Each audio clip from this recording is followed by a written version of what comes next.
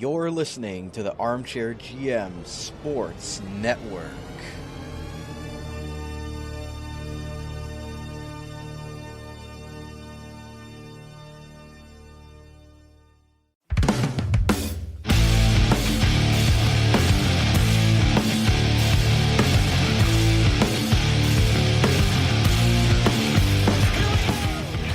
You're listening to the Niagara Wrestling Observer, your Niagara region source for trending topics, entertaining discussions, and pay-per-view analysis within the world of professional wrestling. Here are your hosts, Corporate Cappy and Kyle Masters.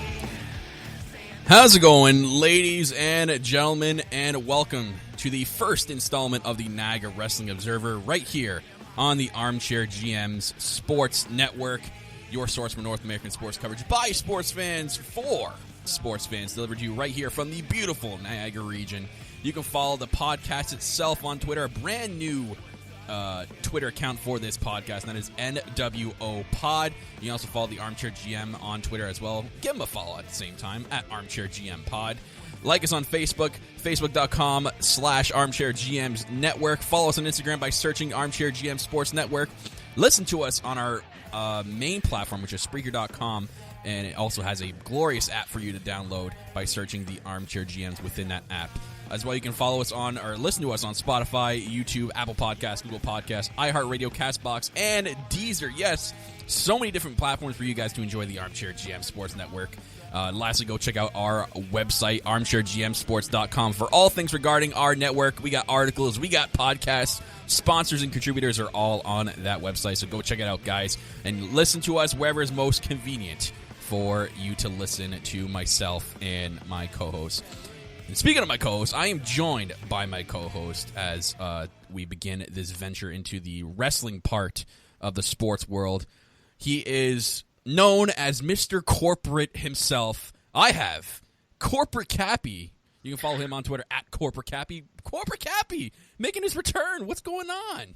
I'm back in the wrestling world, and there's nothing that I want to do more than rip on some outlaw mud show circus like All Elite Wrestling. Okay. I'm back to get the realism back into wrestling. Back. Exactly. So And happy to be back here. It's also... It's been a while. Yes, it's been a while since we've done anything together wrestling related. We used to back in the day, back on the No Holds. And... This is kind of like a throwback to the beginning of what got us started into podcasting all those years ago. Yeah, 2014, believe it or not, so around 6 years ago. Yep. That's crazy. And if I introduce my co-host, I have a name too, if you guys didn't know. I'm Kyle Masters. What's going on? So myself and Brent here getting our wrestling names. Actually, I just broke kayfabe there. God, oops. Yeah, you screwed up already. A little bit rusty here, you know? Yeah. I got it. Broke kayfabe. That's like the number one thing you can't do in wrestling is break kayfabe. I just did. You did. Nowadays, it's like a normal thing. So sure. Just go on social media. You'll find it. Yeah. Anyways, myself and Brandon have been wrestling fans for God knows how many years, probably since we were kids. Now we're grown adults. Oh, we're so old. We are. You think about it, think about the first time you started watching wrestling, and then look at your age now. We're old. Yep. I had to get permission from my dad to bring me to a bar to watch a wrestling pay-per-view for my first one. You're that old. Yep. And a bar. That's when bars were showing wrestling pay-per-views. I don't even think they do that anymore. Yep. My first one that I ever saw live was SummerSlam 2001, The Rock versus Booker T for the WCW Championship. My dad took me to five-time WCW champion. My dad took me to like some dive-ass bar on Main Street, Niagara Falls, and we went through that and sat through that, and that got me in love with wrestling. I had to beg my parents to go watch a pay-per-view at a bar. That's how dedicated I was. Maybe like a lot of people out there, they can probably relate to this. My first ever wrestling pay-per-view, like that I have seen like with my eyes, was when my dad had the old cable box, but he had the old little, that little extra cable behind the cable box that a lot of people would seek out to get those free pay-per-views. I had one of those. Not going to lie. A lot of people can relate to that. And that's how I saw my first pay-per-view. I believe it was, first pay-per-view. I believe it was Judgment Day 2000, back when Undertaker came back as Biker Taker. Oh, and he destroyed like all of Yeah. DX. That was Yeah. hilarious. That was my first ever like the wrestling pay-per-view I sat down and watched like That from was, start to finish. oh my god, that was an iconic moment. The crowd just like went ballistic when he came in and just cleared house. That was an amazing moment. For my first one, I would have been hooked too. Like you think about it, that was when Taker, like that was his first time being a biker or anything. Like before that, he was like, you know, the guy that takes his eyes and puts it in the back of his head. You know, he just came out, he just been done doing the whole ministry thing, even darker persona. Like that was a huge moment. So To be fair, Biker Taker is always my favorite character. So for him to come back, doing that one last ride and having that match with AJ Styles in the Boneyard match, that was a great ending in my opinion. you know, it's actually a pretty popular thing that people talk about. Like people, you think like I think at least out of like 10 people, I'd say maybe like half or maybe a good like 6 out of 10 probably would say that they like Biker Taker more. Yeah, I mean, it was just like a hype era. Like he always had like hype entrance musics with like Limp Bizkit and Kid Rock. You know what I mean? Like the crowd like always went nuts when he came out. He would either come out on the bike or he would come out and just like he would have just this like aura about him, where like he would like walk to the ring very slowly, but you knew you were about to get your ass kicked. Like he was just such an iconic character, and that was just the era that I grew up on with Undertaker. So that's why I love the Biker Taker. So nostalgic to me. Yeah, and like that was like around the era where like the badass character was like, you know, that was the one that was getting over anything else. The guy that was coming in, taking names, you know, not giving a crap, and then would just come out and, you know, that would be the popular one. You think about like Stone Cold, The Undertaker, The Rock when he was turning heel. Regardless if he was getting booed, people loved to boo The Rock. Or even when he was even at that time when he was like the babyface, people absolutely loved him because he was still a badass as a babyface because of his promos. He was the king of promos. Yep. So yeah, I guess that's a little bit about ourselves, like how we started and got into wrestling. I mean, should we say like our favorite wrestlers of all time, or do we do a top 3? We don't got enough time for that today. We got budget cuts like Vince. Oh yeah, you gotta love those budgets. This is such good yeah. Yeah, it's such good shit. Go ahead. I played it. Don't you worry. Okay. You got to figure out the soundboard. You got to make sure we listen to both. But anyway, so that's a little bit about ourselves, guys. This show in general, Niagara Wrestling Observer. It took a while. I mean, for us to find a name. We wanted something pretty objective, nothing like really crazy out there, and something that incorporated the Niagara region where myself and Corporate Cappy here are from. I know there'll be probably a lot of listeners, because the wrestling community is huge. There'll be a lot of listeners that are probably not from Niagara, but myself and Cappy here, we're from the Niagara region, and our sports network is based in this region, so that's why there's the word Niagara. That's what comes into play here. And then Wrestling Observers, it just, you know, 2 guys observing the sports world and then coming on here, a platform, and talking about it. We're not going to be doing reviews. We may once in a while talk about pay-per-views that happen, but it's going to be just strictly, you know, just 2 guys shooting the shit about wrestling. It's just when Kyle and I were talking about coming back and doing a show, I mean, I just was done with the reviews. Like that was one of the reasons why I kind of stopped the wrestling podcasting, because it was just getting boring and monotonous, and I just was tired of. There's so many review shows out there that, like, if we wanted to come back, I just wanted to do something fun. Us just ribbing on each other, since, you know, we're kind of on opposite ends of the war here now, with Kyle, a big AEW guy, and me still being loyal sheep to WWE like I am. But it's just like we wanted to have a fun, interactive show that was just friendly banter and giving you guys our opinions and thoughts as wrestling fans. And Kyle still runs his own wrestling podcast as well, not to cross promote, but he's still knees deep into the wrestling stuff. I've kind of been out of it for a few years, so I'm kind of just happy to be back and co-hosting a show with him as he's continued on all these years, you know, bringing the wrestling content to people out there. So I'm gonna take a bit to get my feet wet once again, but I'll still be as corporate as I always was. Yeah, you got to put the oil in the joints there. You got to be like the Tin Man. You got to get all loose, loosey goosey. But guys, yeah, friendly wrestling discussion podcast with a comedy twist. Yeah, that's right. Thank you, Krusty. The very comedy twist about it. Again, you'll hear some friendly banter throughout the episodes. It's going to be very great. I think it's going to be something that's different, something that not a lot of people out there are not used to with the like. You just look at a wrestling podcast in general. You look at the basic platform. Everyone kind of does the same formulaic thing. They sit there, they'll review a show, they'll talk about the news. You know, it's kind of like everyone does the same exact podcast. We want to bring a twist to it. We want to bring something that's not done out there, I don't think, because I haven't come across any podcasts out there where two guys are sitting there bantering at each other and having comedy twists about any kind of podcast, any kind of wrestling podcast in general. So that's basically what this is all going to be about.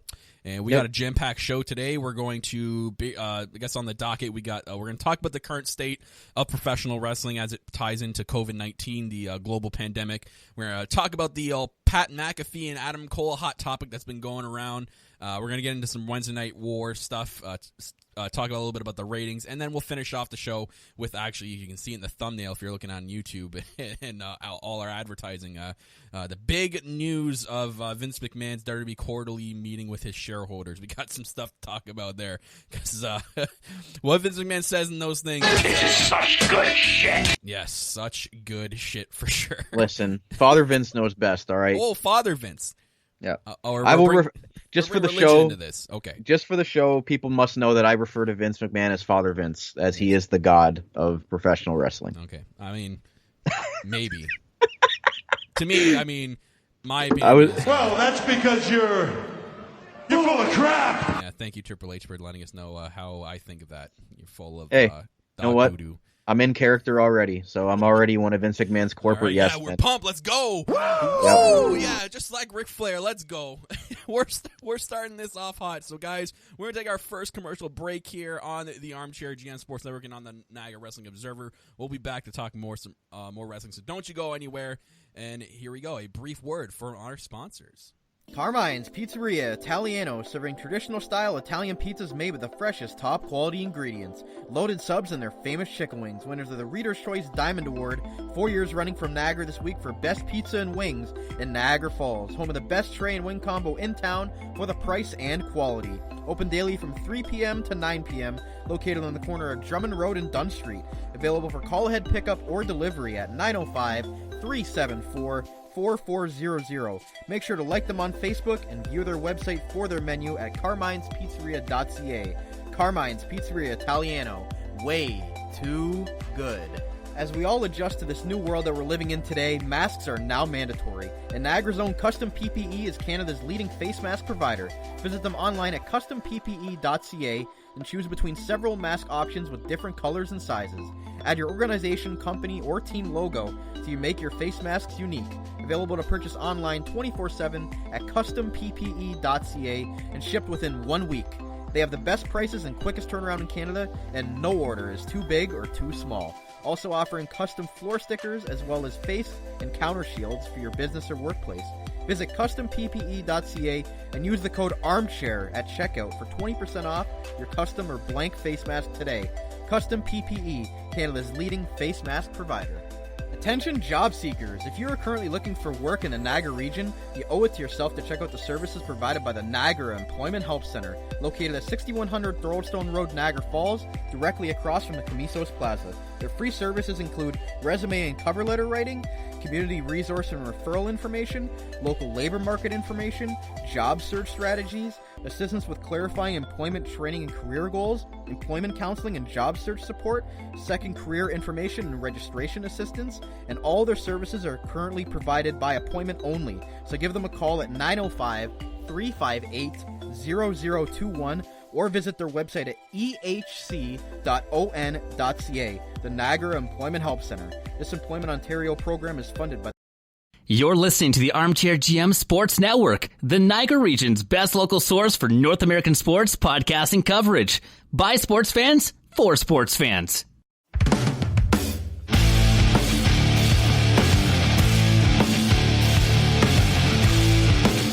All right, guys, welcome back to the Niagara Wrestling Observer right here on the Armchair GM Sports Network. We are back from commercial break. Hope you guys enjoyed our sponsors. Make sure you are checking out your local sponsors if you're listening to this in the Niagara region. Show your support, especially during this global pandemic. It always really helps.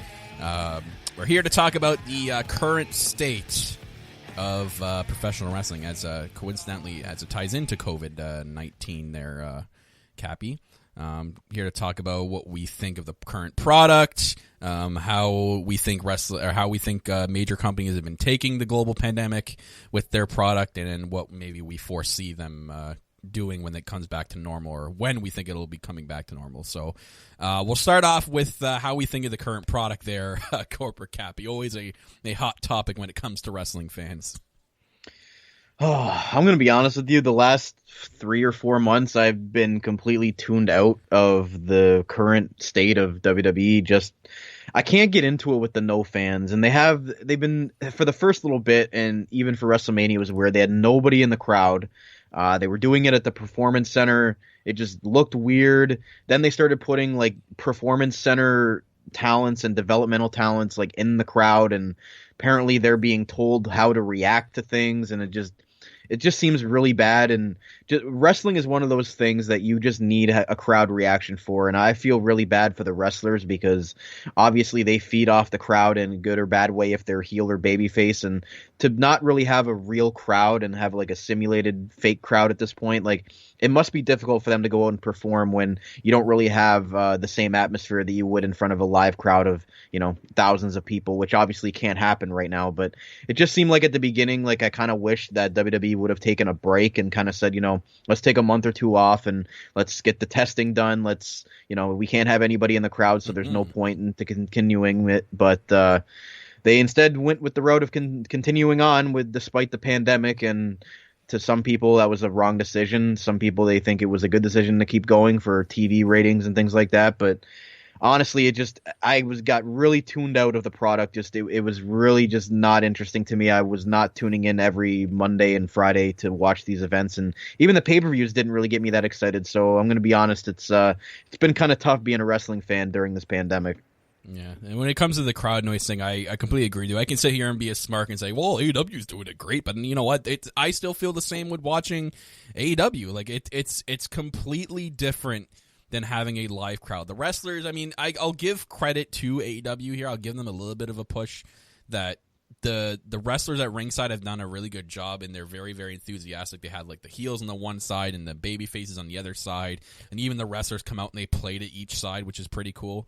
And then they kind of have like their staff and stuff up in the seats, like all the staff that are there that are not really doing anything behind the scenes while the show is being taped. They get to go out in the seats and then kind of like act as a little bit of a crowd. But it's still different. It's still hard to get used to, even at this point. Even like we're in August and the pandemic started back in March. I mean, it's been very tough to get used to. So I do agree with you with that. As it pertains to like COVID and testing, I mean, I'm not trying. I mean, maybe I'm trying to like throw a shot here, but like it did come out that Darby wasn't even doing testing in the beginning. Like it caused like a couple of wrestlers to contract COVID, and there was the whole thing with that. And yikes, man, it's not a good look. And I know, like you said, like they have to do it for the ratings, but the ratings don't really seem like they're doing anything great. So yeah, that's a little bit of a yeah. And Raw has been getting the lowest viewership in its entire history. Oh, they had like a Vince 1.6. said, you got a lot of excuses for that and explanations, which we'll get into after. But the one thing that was weird was obviously with the glass and the hard plastic the around hockey boards, the, I guess you can call them. Yeah, basically that's kind of still weird to me that they're kind of like secluded in. I will give AEW credit. At the beginning they had the wrestlers come out and they kind of incorporated the storylines and the television into the crowd, where they had our boy, shout out to Sean Spears, aka Ty Dillinger, Niagara's finest. They had him and who was it, MJF. They were like taking bets or something at ringside or in the crowd, and betting on betting on matches. So you can, incorporate some good stuff in the crowd. WWE really hasn't done that. They just have Performance Center people around and acting kind of weird. But I don't know. I think you can do stuff with this. It's just not going to be the same. And I don't know what it's like for other viewers and you listening at home, like how you're able to watch it. But it just doesn't have the same feeling for me. You look at a couple of pro sports, they're incorporating fake crowd noise, and it's kind of doing an okay job. Just wrestling, I just can't get into it without a real crowd. I don't know how much more I can say about that. Yeah, WWE's taken a step in that direction this week. I guess last night on was it Friday Night SmackDown, there was piped in crowd noise. I guess they took the crowd noise from when NXT had the 400 people at the Performance Center and piped it in last night. And I guess it looked very bad because there'd be certain parts where it was cheers and none of the Performance Center people were doing anything. So it doesn't look aesthetically good on TV. Like, they really don't need to do that. But I think they should take, I don't like companies copying each other. I mean, I'll still be bitter about that a little bit, but I'll understand business-wise. But I think WWE should take a play out of the playbook of AEW and try to incorporate the people at ringside. Like, the plexiglass thing is weird to me because if they're doing the hub style, why do they need to be separate from the wrestlers wrestling in the ring? AEW has done the hub style. They have everyone staying in the same hotel. They get tested every single day. They get these wristbands showing that they've been tested. And then they don't need the plexiglass because they're all interact with each other because they're all tested and they're all in the same hub. It's kind of like what the NBA and NHL are doing. If WWE is doing that, there should be no need for those plexiglass. They should be able to incorporate some of the storylines and stuff with some of the crowd members or get them involved some way. You know what? And if those are Performance Center people, wouldn't you want them to get noticed with the WWE crowd so that if they show up one day, people are like, who the hell is this? They'll be like, oh yeah, remember when he was doing this at ringside during the one match? Like, why? I don't understand how they're not taking advantage of that. They essentially have TV time, but as fans in the crowd. But no, I agree with that. I think they should incorporate them a little bit more and maybe let them have a little bit of freedom as far as what they're doing, because apparently they've been stopping tapings and, redoing it for if they're unhappy with what the crowd's doing. I think there's just too much micromanaging with that. You just kind of got to let it happen, and I'll give AEW credit with that. Their wrestlers kind of just go off script with what they're doing in the crowd, and it works, and it's a good comedic factor. I don't think in this state of what wrestling is right now and with the pandemic, I think you just kind of have to have fun with it. Yeah, and I hope the one day, I can't wait for the one day they go back to crowds because, in both companies, that first show with a live crowd is going to be, on fire. And, both companies are going to come out with a bang for both those shows. But, yeah, with the wrestlers at ringside, they need to start incorporating the people. This is funny. So, former WWE star Billy Gunn and his son are always at ringside for AEW. And Austin Gunn has now been doing this for weeks now and been known as the guy who asks for the babyface's ring jacket if they come out with a jacket or something, and he puts it on and wears it throughout the match and supports them. I like that. Acts like a mark. I like it. Yeah.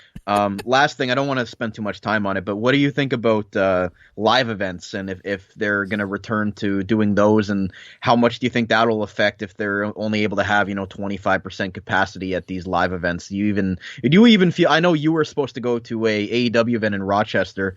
If that was even rescheduled for the end of the year and borders were open, would you even feel comfortable going to something like that during this time? Not really. To be honest, I mean, it's just me. People we've seen. Me and Cappy know firsthand. We've seen people out there that have their hashtag opinions on this pandemic, and there's the tinfoil people out there. I like to call them. To me, I don't think it's safe right away. I don't think I'll be attending a live event until I know there's a for sure vaccine that I can go and take. Until then, I don't feel comfortable.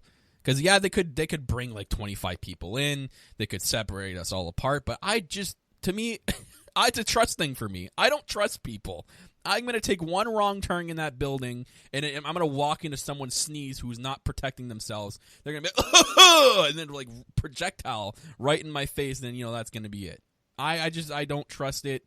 I could sit there and accept that all these places are taking precautions and being sanitary, but I can't take the trust that someone is actually going to do that until I know there's a vaccine. And that's a shame. I shouldn't be that way, but the way the world is today, especially because I live with a lot of health risk people, I can't take that chance. Some other people might not, and you do you. I'm not going to tell you how to live your life, but it is a shame because it is ruining it for people like me and people like us that take it seriously and want things to get back to normal. But the more people don't take this seriously, the more we're going to be stuck like this. So It does stink, but I mean, in terms of live events, I don't think I'm going to be going anytime soon. It sucks, but it is the way it is. What it is, and I don't even think companies could benefit from going back to smaller crowd live events. It's like take my job. It's like the casino. the casino was able to reopen, but only at a 50-person capacity. They're not making money that way. I can't see live events being able to run a show in a building, having to pay for staff, having to pay for a lot of stuff, and only making minimal, revenue from like only 25 people being allowed in the building. Yeah, like the ticket sales are going to be way down compared to what their expenses would be to actually run the show. So I don't know how they're going to do it without, basically breaking social distancing rules or breaking the law with how many people they're allowed in the crowd. So personally, I don't think I don't think we should see live events till at least the end of 2020. That's my opinion, but. Yeah, again, if we're going to go into this topic foreseeing when we kind of think it'll happen, I think the smart way, and I think it's going to happen, both WWE and AEW, and I can't really count New Japan, but they might be in hot water soon because it looks like over there they're going into wave 2. But like companies like AEW, I'd say Impact Wrestling, WWE, stuff like that, there won't be. I assume they won't be doing any kind of live event till the end of the year, like until 2021, because right now it just doesn't foresee to be a smart decision because it doesn't look like there's any downward trend. There might be downward trends in some spots, but the pandemic, the virus is always going to be there. There's always a chance at a second wave, so you can't really take that chance. And then you don't want to be the company to be known as that company that ran a live event and like half the crowd contracted COVID at that event. That's just a bad look. Oh, I don't really see how you can realistically travel with these wrestlers. I mean, we see indie shows that are going on right now, but I mean, realistically, how many people are allowed at these indie shows? And well, I've seen on Twitter there's a lot. I think there's a lot going on in New York State. There's a lot of these indie shows that are doing it outside, so that kind of helps because they can't really be in a building. But I guess the capacity of the area outside, I think they're allowed 100 people, which is. In the United States, I still think that's the wrong idea. How are you really stopping people from looking at these pictures? There are people together, but they're wearing masks. But then there's half the people that are not wearing masks. And This is gonna sound funny, but you guys have to look at this in a certain way. It's gonna sound funny. So I bring this to the pee theory, and I've told Brandon this, and it's funny. So say, don't get this wrong. Say me and Brandon are naked next to each other, and I pee on him. God, this is just getting R-rated already. But Brandon's going to get wet. Now, if Brandon puts on a pair of pants and I still pee on him, he might not get as wet, but he'll get a little bit wet. Now, say we are both wearing pants and I try to pee on him. He's not getting wet. That's the purpose of two people next to each other wearing a mask. It's lessening the chance of spreading something to one another. So when I see these pictures of these independent, pay-per-views going on and only half the people are wearing masks, you're really not doing anything. Yeah, it's really defeating the whole purpose of it, and just we're gonna have to continue to see this as long as people don't cooperate, and we're not gonna have huge crowds at wrestling events and have the real live atmosphere that we all love and grew up on. The more that people don't cooperate with this, I just wonder, how are these indie companies having the money to afford everybody to get tested?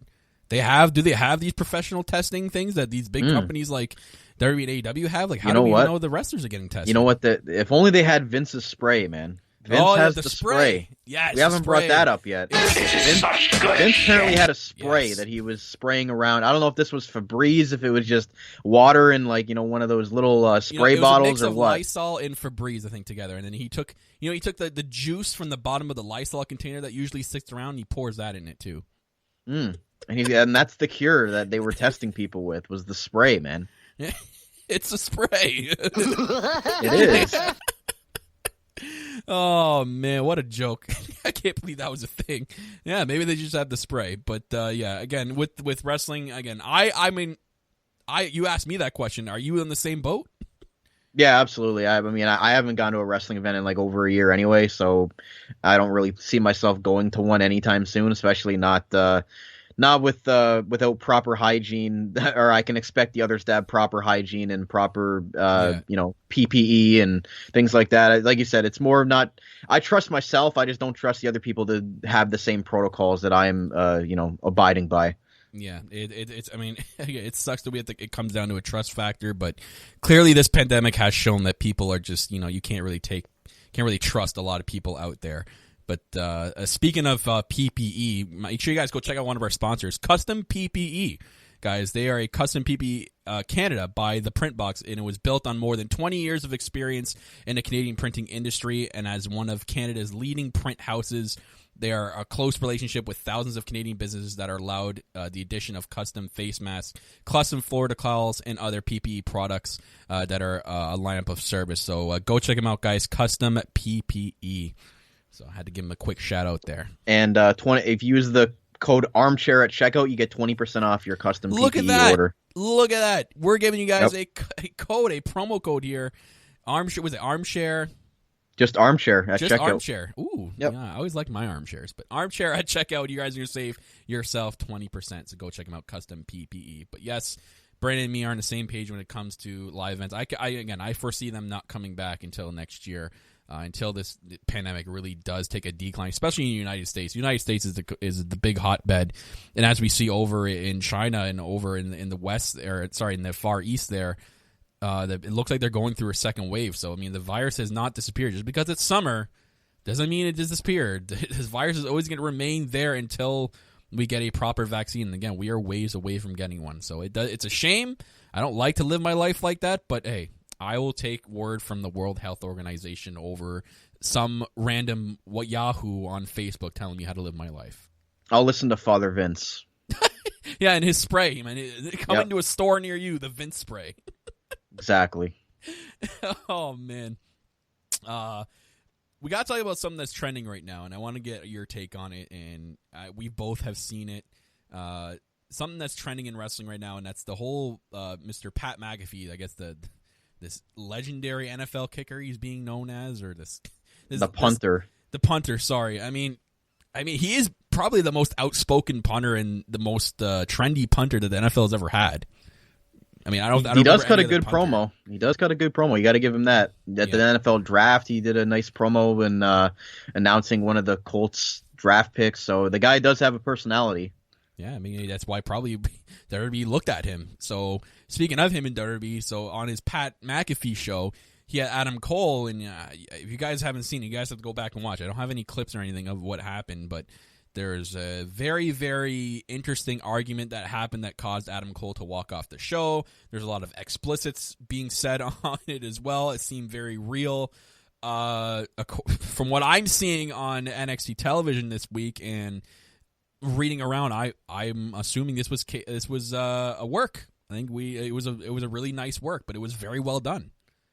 Yeah, I mean, at the beginning of it, until NXT kind of ruined it this week with their storyline with it, I thought it was pretty legit. I mean, Adam Cole walked in and basically throughout the whole 10-minute interview was just basically seemed irritated with the questions Pat McAfee was asking him, but it seemed really legit. It seemed like an interview that had just gone wrong and gone sour, and Adam Cole even got up and smashed over Pat McAfee's mic. He pushed one of his staff members and basically just started, yelling explicits at him and walked out. And basically they did a really good job with this. And you know what? Some of the best works are, real life, altercations or opinions that people have on each other. So maybe it was half of a work and half of real life. Maybe they really don't like each other, but you know what? It makes for a really good storyline, and it had the whole wrestling community talking about it. So they must have done a good job, and they had me going for about a week before they ruined it on NXT television this week.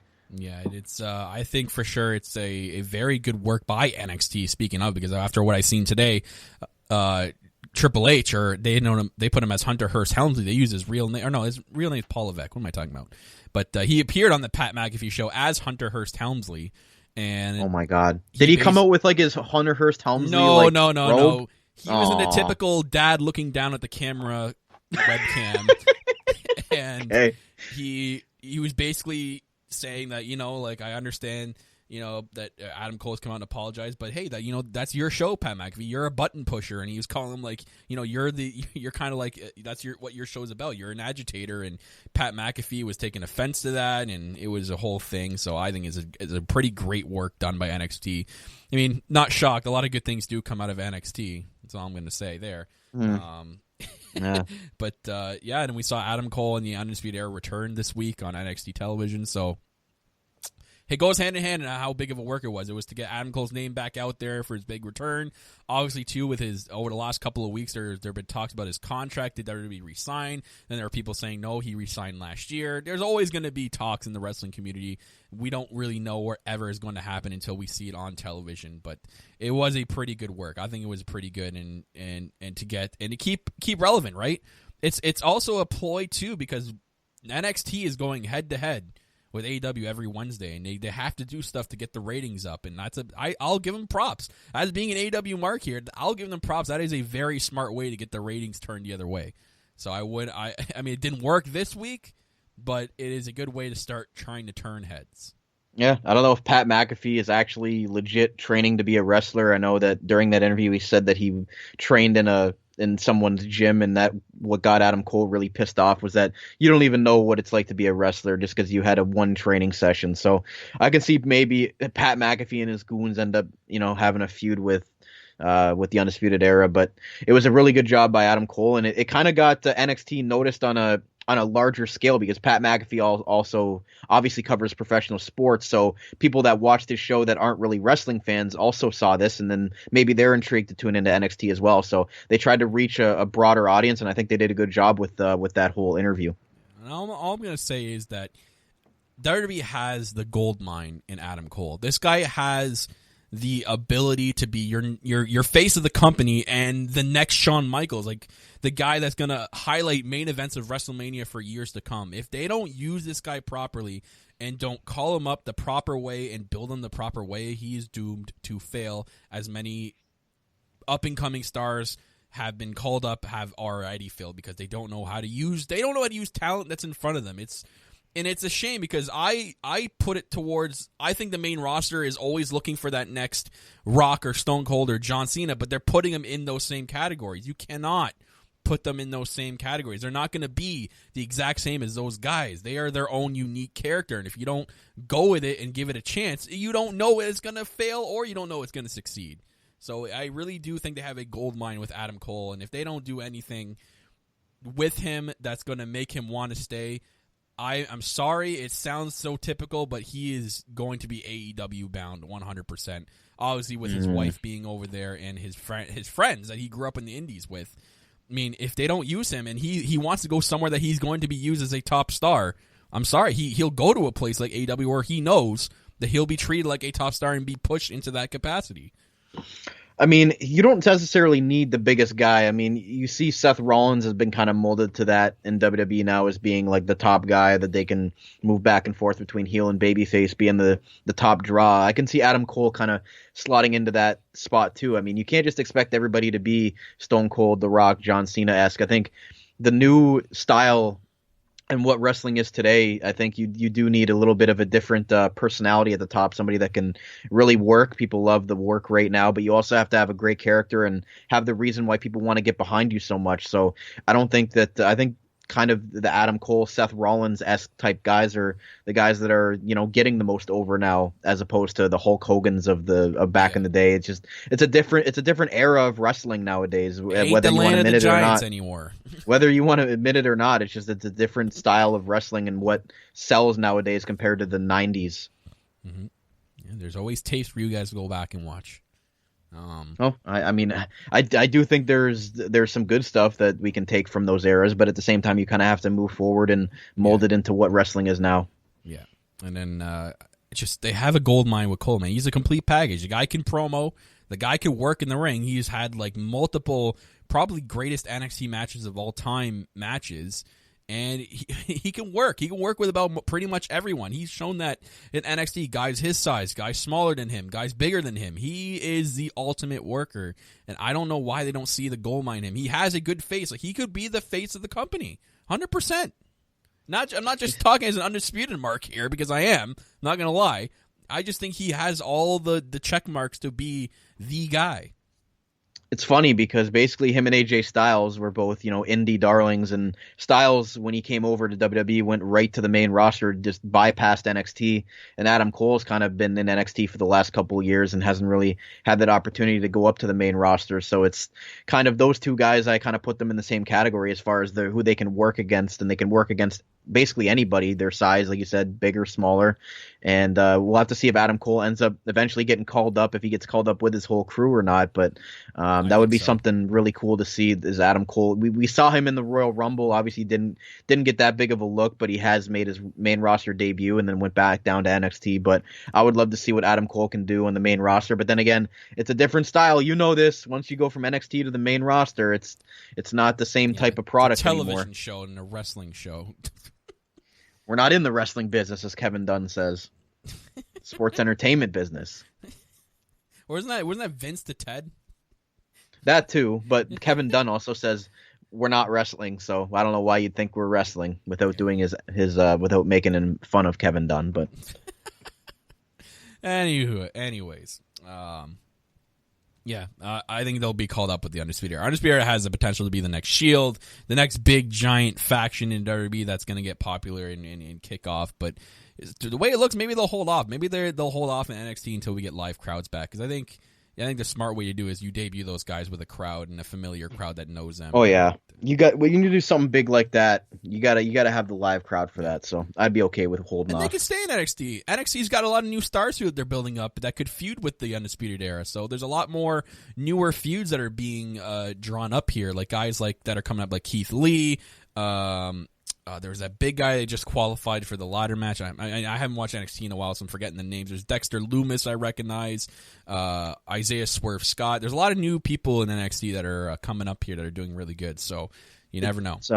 It's funny that you mentioned, because WWE, obviously, they've had some stars go back down to NXT. Obviously, we saw Breezango do that. We had Finn Balor do that, which I think was really awesome to have him go back down to NXT, since they were basically burying him on the main roster. I know, less crotch shots this time. That too, but to wrestling fans, this one stings and cringes. But Charlotte Flair went back down there and won the NXT Women's title for whatever reason, so they thought that was a good idea. Yeah, but they have been so great. But other than her, I mean, I've really enjoyed them moving some talents back down to NXT and kind of cross promoting the two now, since they're basically intertwined with TV every week. And you know what? If guys aren't being used or gals aren't being used on the main roster, why not put them back down to NXT and kind of just, show those people still trying to get up what it takes to get to that level, and continue to have good matches and want to be able to go down there and kind of have more of a wrestling style match than what they do on the main roster. So it maybe just be a breath of fresh air for those guys and gals. Yeah, well, it's going to be interesting, because now that NXT is on a big global or big television network like USA Network, ratings do matter. And guys, we'll talk about the ratings, but first we'll take our last commercial break. We'll come back and talk about those ratings with the Wednesday Night War versus AEW, and we'll finish off the show with some news regarding the WWE and the second quarter shareholder meeting. So we'll be right back here on the Niagara Wrestling Observer and right back here on the Armchair GM's Sports Network.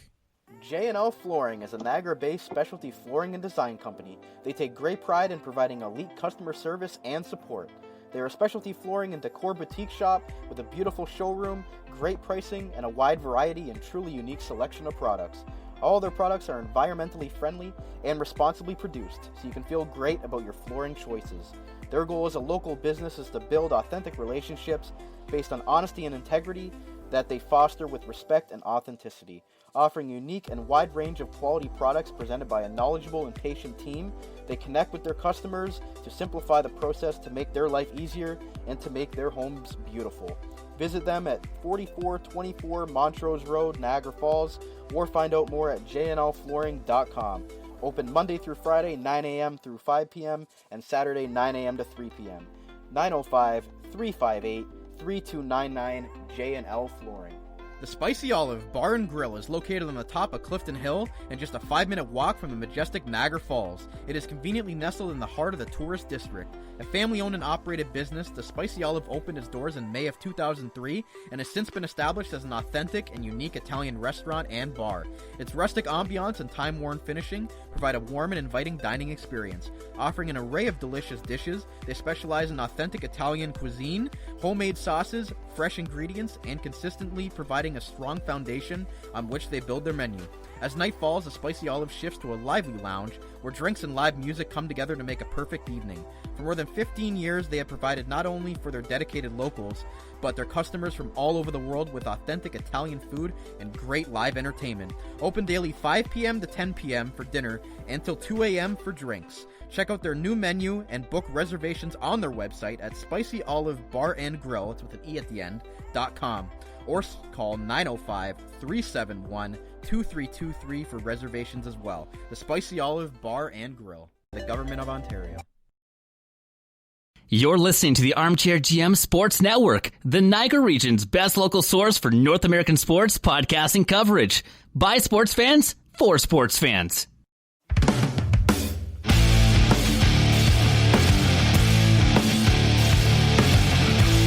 All right, guys, welcome back to the show. Niagara Wrestling Observer right here in the Armchair GM Sports Network, here to finish it off, talking about the Wednesday Night War, the ratings war. We'll go over the ratings, and then we'll finish off with a little bit of news and rumors regarding the WWE quarter meeting and the great Mcmahon shareholder meeting that are always great to read out.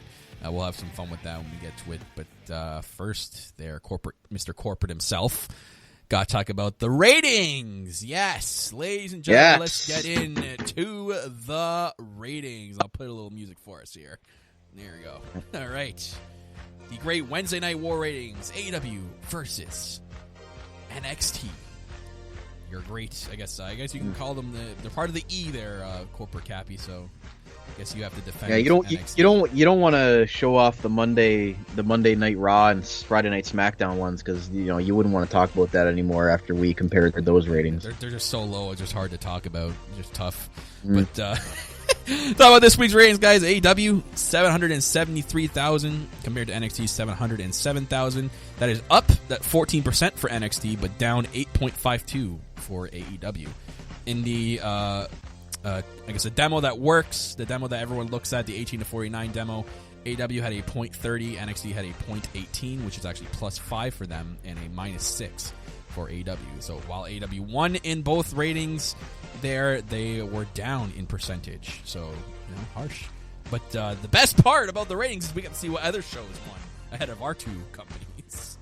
So AEW was 6th in the ratings this week. Ahead of them were shows like Married at First, the Ingram Angle, Hannity, Tucker Carlson Tonight, and number 1, Real Housewives of Beverly Hills was the most watched show on Wednesday night. Wow. Where's Guy Fieri at? Man, Grocery Games is failing. They went down to 9. AEW beat Guy's Grocery Games. All right. This is such good shit. Yeah, such good shit. Let's see where NXT fell. Hey. So we Guy's Grocery Games is number 9. Where is the NXT show? They're down. Oh boy, they went down to 28 this week. Ooh.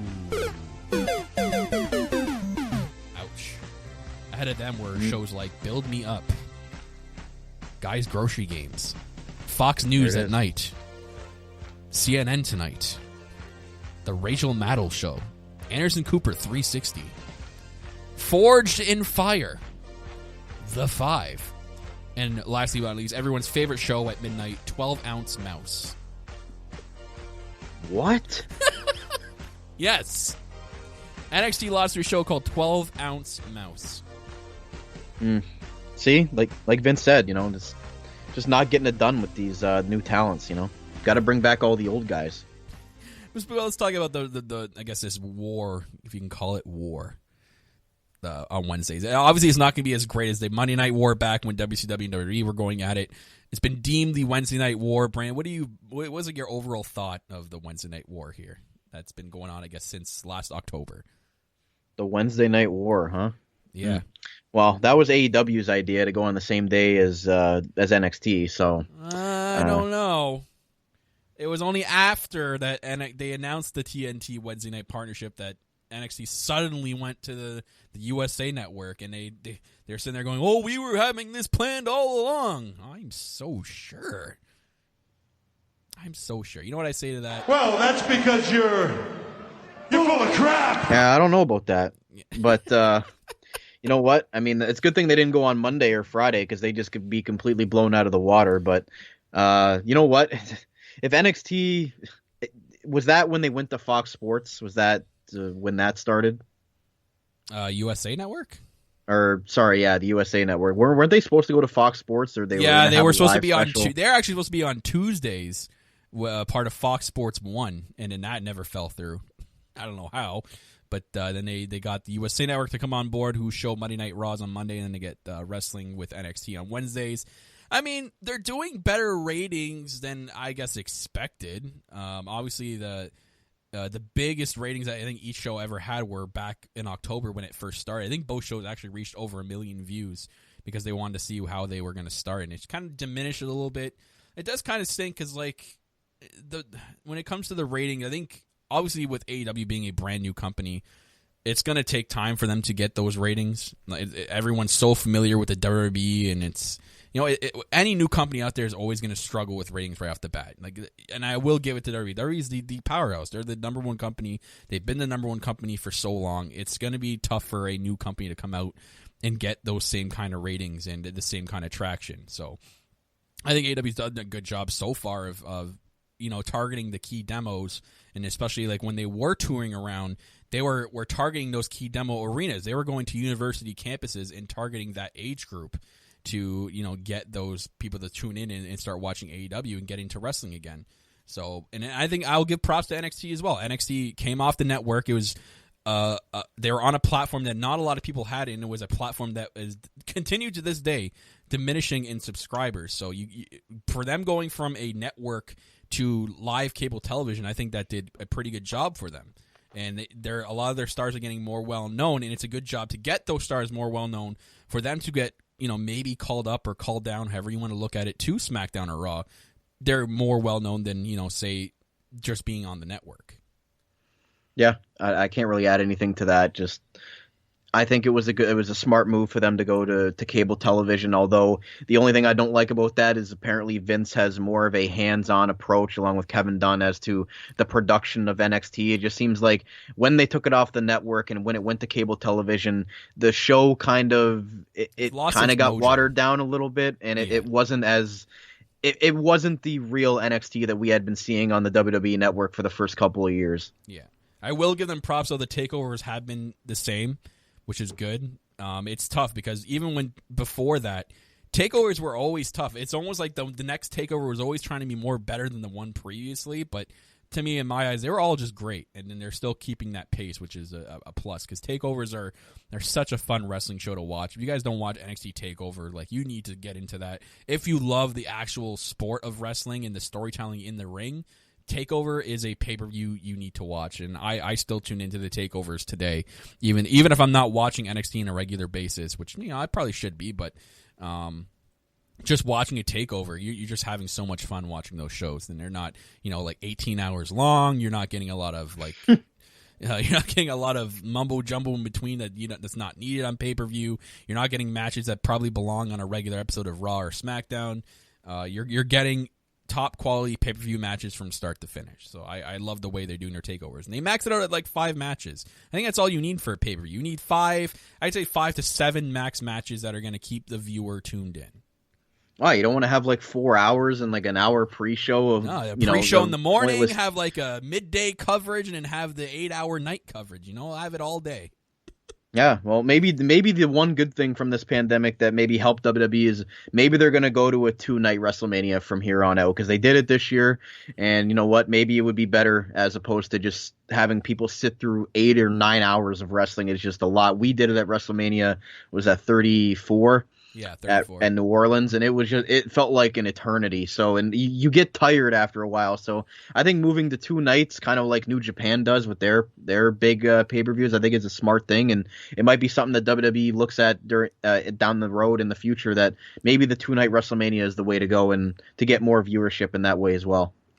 You know how much money they'll get? I know it'll cost a little bit more to run 2 nights, but you're going to get people coming all over from around the world buying WrestleMania price tickets for 2 nights because they want to be there all weekend and watch 2 nights of WrestleMania. It's a smart thing to do. You create a giant weekend out of it. It would be beneficial, I think, for the company and for the fans. especially the ones that watch from home. But like Yeah. WrestleMania this year in particular, that was weird. I mean, weird to see WrestleMania for 2 nights, but it just it didn't do it for me. Watching it from the PC, it didn't feel like Mania at all. Yeah, but you saw the potential that it could have on a regular year where there's actually a crowd, and you know what, it'll be more excitement over 2 nights. People can go home and rest and then come back revitalized for the next day. And you know what, you can have a big time match on the one day, a big time match on the other day, and kind of some matches kind of get they sometimes get overshadowed just because of how long the card is. So if you have a day 1 and a day 2, you can actually showcase those matches that don't get overshadowed by maybe a day 1 match or a day 2 match putting on one card. So I really like the idea, and I hope WWE actually goes through with it. It would be a great just all WrestleMania week. You can have the Hall of Fame and maybe TakeOver on the Thursday and Friday, and then have WrestleMania on the Saturday, Sunday. I think it'd be a great option and scenario for them. Mm-hmm. So for now, guys, we'll get into our main event of the show. That's right. Woo! We're here to talk about, you can see the heading in the picture if you're looking at the picture. Is WWE making money still during the pandemic? It's all about the money. It's all about the money. And I got some second quarter revenue highlights and Mr. Mann's highlights from his shareholder meeting. Can't wait. Exciting to hear. So here we go. We'll do the second quarter highlights first. Revenue for the 2020 year thus far is reported to be $514 million, which is a 14% increase from 2019. Yes, that's right. They're making more money during the COVID era somehow than they are last year. Well, they did cut half their roster. That's not making a 14% increase. They could have kept those people with a 14% increase. Nah, you gotta pay. Vince has got to pay for that spray, man. He's got to spray it like every day. It's expensive, such man. This is such good shit. Yeah, I mean, it was worth more than EC3's contract, obviously. Operating income was at a $55.7 million, up $17 million from 2019. So operating income, obviously, because they're only in one damn place. I don't know what this means. I'm not even going to read that line. But the WWE Network subscribers increased somehow from 1.6 million to 1.69. No, everybody's at home, so they can't go anywhere. They can't go to the events, so... There you go. So that is a couple of the highlights from the second quarter revenue. Now on to the biggest main event, the shareholder meeting with Vince McMahon. And what he has to say about Father current Vince, things. preaching to his disciples. Let's hear this. So the one category he was asked about are the declining television ratings. Here's his answer as to why they are.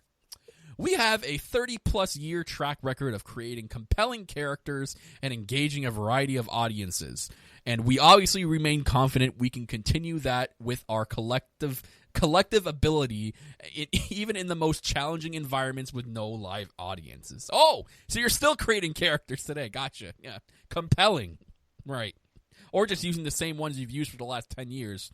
Or more, because Randy Orton and Big Show seem to still be on TV for whatever reason. TV viewership, he then says, TV viewership trends have been negatively impacted by COVID, obviously. I mean, that's a pretty obvious statement. Anyone's going to be impacted. But the thing is here, he says, TV viewership trends are negatively impacted by COVID. What are people doing during COVID? Nothing. They're staying inside. So you're telling me because people are staying inside, have nothing better to do than to watch TV, that's impacting the viewership rating? That is hilarious. But he says, obviously, in the lack of live audiences, we are still, nonetheless, the number one television show on the USA Network and consistently the number one broadcast show on Fridays among key demos.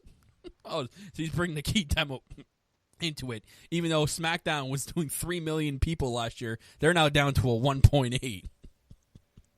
But we're still the number one show. Hey, you know what? Remember what he said, I don't know if it was last year, where, you know, the ratings were down because they're introducing new stars, and it's going to take them time to get over, you know? Yeah. How long has it been? A year? They're kind of shooting themselves in the foot here that they don't know how to build a new star. But speaking of building new stars, that is actually the next category he's talking about, building new stars. And this is what he had to say. Sure. I mean, you want to continue to build stars no matter what time.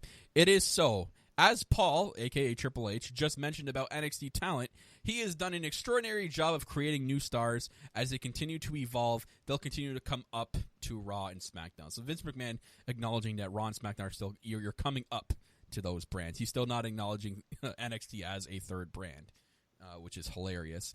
The ways that we promote talent in more, the way that we now promote talent is in a more effective way with digital and social media as opposed to the normal way. Oh, really? We do not have a live audience, and of course, that is to us a paramount. See, I mean, Vince has explanations for this stuff. So because there's no live audience, that's why stars aren't growing? No. Because you don't know how to promote your talent. You don't know that. They're promoting themselves on Twitter and Instagram. They're promoting the return of legends. What's wrong? Big Show versus Randy Orton is a feud we've never seen before, so I don't know what you're talking about. Just Big Show and Randy Orton is a feud everyone wants to see. Yeah, that's right, crickets. Anyways, hey. Lastly but not least in this meeting, this is a gem, folks. Possibly returning to Saudi Arabia in 2020. This is what Mr. McMahon had to say. Oh, that's a possibility. Obviously, Saudi has been going through what we in America have been going through. No, you are the ultimate hotbed in the world, Vince McMahon. United States is far worse than anywhere in the world. As far as COVID's concerned, he says, right now, I think they're doing a little bit better than we are in the United States. Well, duh. He puts considerably better. So he puts, there is a possibility that we will get a show in there before the end of the year. Are you joking? Yeah, getting them out of the States, they'll be all right. Are you kidding me? He wants the Saudi money, obviously. Like, I don't know how he's going to travel. Don't know how he's going to get that approval. I mean, I don't know. The U.S. government right now is going through a major shift, obviously, with the election coming up. Who knows? But you're telling me you're going to go to a place that's like, oh, they're a little bit better than us, so I think we'll be okay. No! You go anywhere, you're not going to be better. So what, like, oh my God, man. The whole Saudi thing is such a mess. Yeah, I mean, and obviously what happened last time with the Saudi show with the wrestlers' plane being stopped because of a dispute between the Prince and Vince McMahon over the apparent cut of the feed before, when it should have been cut, and Vince and Brock left, and the rest of the superstars were basically there for another day, being almost held in a hostage type thing and waiting for them to be able to leave Saudi Arabia. So that was a really bad situation. Just like the Saudi shows are such compelling pay-per-views too. Must tune in. This is such good shit. Or when they ask for dead wrestlers like the Macho Man. Yeah. I hate the Saudi shows. I'm sorry. I absolutely hate the Saudi shows. They do nothing for anybody. They do nothing for storyline. It's just a way for the Prince over there to get what he wants, asking for old legend bums to come and break their hips for him in the ring. Hey, and I mean, Mansoor is undefeated in the Saudi shows, so he's the new Undertaker of the Saudi shows. Oh my! As the first Saudi Arabian wrestler in WWE, he has to go undefeated at Saudi Arabia shows. I'm just getting off that with what a mess. What a freaking mess. Anyways, guys, I hope you guys enjoyed this first episode of the Niagara Wrestling Observer. I'm going to let Brandon here. Do you have any closing remarks there? Corporate Cappy. Sorry, I broke kayfabe again. I said Brandon.